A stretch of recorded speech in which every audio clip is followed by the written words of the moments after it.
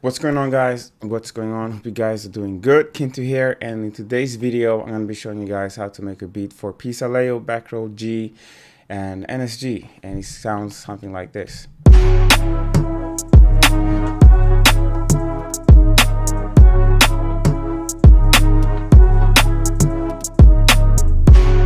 So let's get into it. So the first thing that I have on top here is the kick, and it's very basic. There's nothing really special going on here. It's a gotcha kick, distorted. This kick is very clean, straight to the point, and as you guys can see, there's nothing here except like an EQ to take down some of the low end, because I didn't like the way it was hitting in the mix. It was kind of mudding up the mix a little bit, so I had to take it down. And then we have something on top as well, just to add that extra punch. It's a cinematic kick, and that's the kick, yeah. And then we have the drums.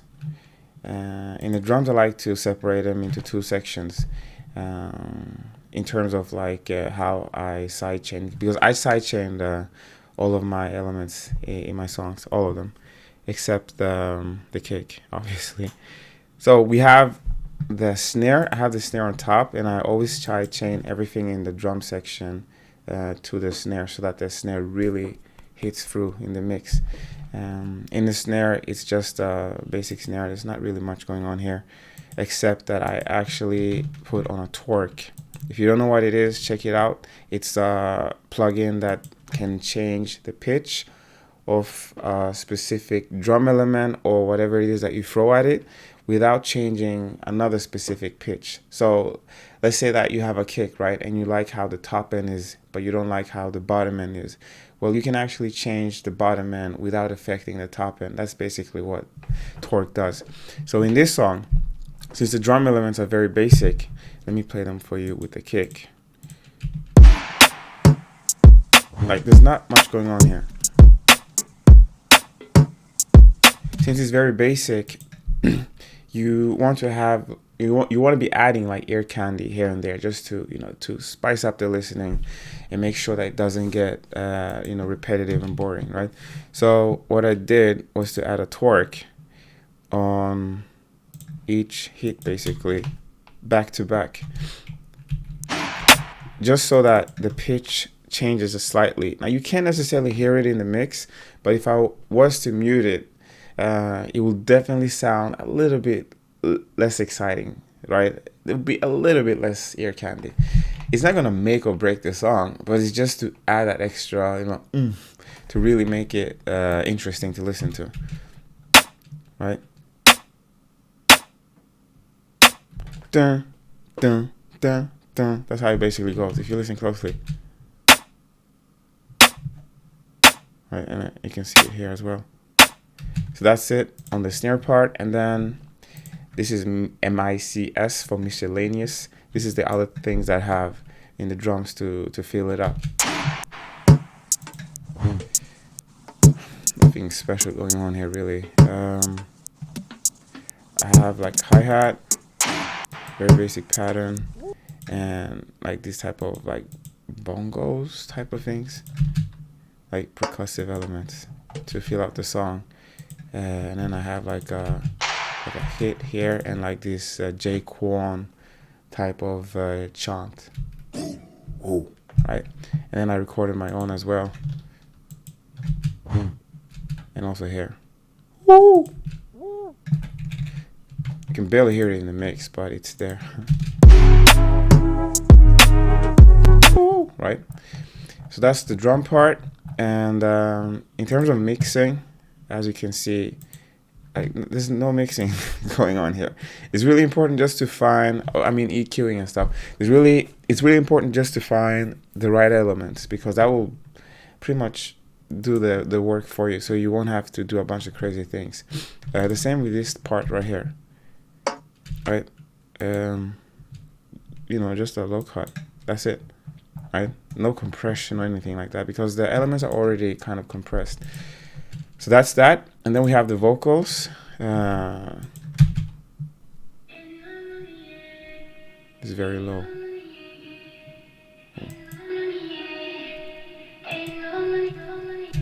right? That's actually my voice. I'm not gonna play the original because that sounds terrible, but I did add a bunch of effects and stuff. I added auto-tune, Bruce Free. This is just to remove the noise and stuff like that, and auto-tune, and yeah, Alter Boy obviously to change the song, and Serum Effects to add like reverb and OTT and stuff like that. And yeah, this is how it sounds. I'm not gonna play the original though. Then I added some reverb. Yeah, this is really low. Right? And some delay. And the microphone that I use to record this is the one that I'm speaking on right now. It's the, let me show you. It's the Blue Yeti. To be honest, as long as it's a dynamic microphone, it really doesn't matter what microphone you're using. You can make any microphone sound good as long as you know what you're doing. But obviously, if you want to get that extra 5%, then upgrading would be recommended. I'm planning on getting a better microphone soon, but it's only because I know how to use this one properly. So don't necessarily think that a more expensive mic is gonna solve all of your bad recordings. It's more about how you utilize the mic. Anyways, that's the vocal part, and then we have the melody.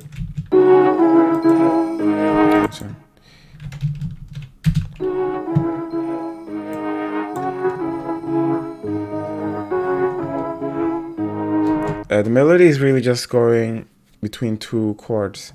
There's really not that much going on, and that's not the point either, because in these type of songs it's more about the bounce, right? The drums, those are the ones that really make up the rhythm of the song. And I would say that the melody is kind of just there to support the overall track itself, right? And I recorded it, but there's a lot of layering going on here, maybe to the point of overkill, but this is basically what it took for me to get the sound that I was satisfied with. So we can go over the first sound, which is Analog Lab. Actually, I don't really use Analog Lab that much, but in this specific beat, I wanted to try something that was kind of like old school-ish, and also wanted to be surprised because Analog Lab has a bunch of sounds that you're not necessarily gonna find, say, in a Nexus or Serum or something like that, right? So this is how the first one sounds like. I did edit and tweak it a little bit, but not that much. I think I just lowered the release. So and then I layered it with the Spire synth. This is more like to thicken up the sound. And I put them through like this chain with OTT, and also another one with the Drip by Kyle Beats. Check it out. And then we have yeah, this is kind of like the violin sound that I was going for, because I kind of had like Timbaland type of sounds in my mind when I was making this, and I also was aiming for that as well. And then we have this, which is like the top part, very low in the mix. This is more like a synthy thing. It's just to make it a little bit more interesting. So that's the melody part. And then we have the 808s. And yeah, this is the 808 that I'm using. And as you guys can see, the pattern is pretty basic. There's not much going on here. This is not like a drill melody or anything. It's pretty much straight to the point. This is a custom 808, and I layered it with a Spire preset because I wanted the 808 to have like a low-key Reese type of sound in the background as well. You can't really hear it, to be honest, in the mix. If I take away the main 808, you can. It's there. It's adding like this type of Reese feeling to it, which I really like. And on the 808 itself, I mean, there's not really that much going on here. As you guys can see, there's like an EQ to remove the bottom low end, and then another one to remove a little bit more. And I also have a imager to make the lower end more mono, and that's about it. And on the Spire preset, it's probably the same. Yeah, a low cut so that it doesn't interfere with this one, and a high cut, and an S1 imager to make it more mono, and that's about it. Yeah. And last but not least, we're gonna go over the mastering. Now this is really where the secret sauce comes in order to make this song like really amazing. So like, don't tell anyone, okay? Anyways, so this is the secret sauce right here, okay? Let me show you guys my mastering, right, for the song. Ta-da! That's it. That's literally it, guys. It really comes down to the mixing. You just have to make sure that you're using the right sounds, that you have the right amount of leveling going on in every single one of your elements, and everything except from the kick and the 808 or the bass, they need some type of low cut. It doesn't have to be like crazy low cutted, but it needs to be some type of low cut there.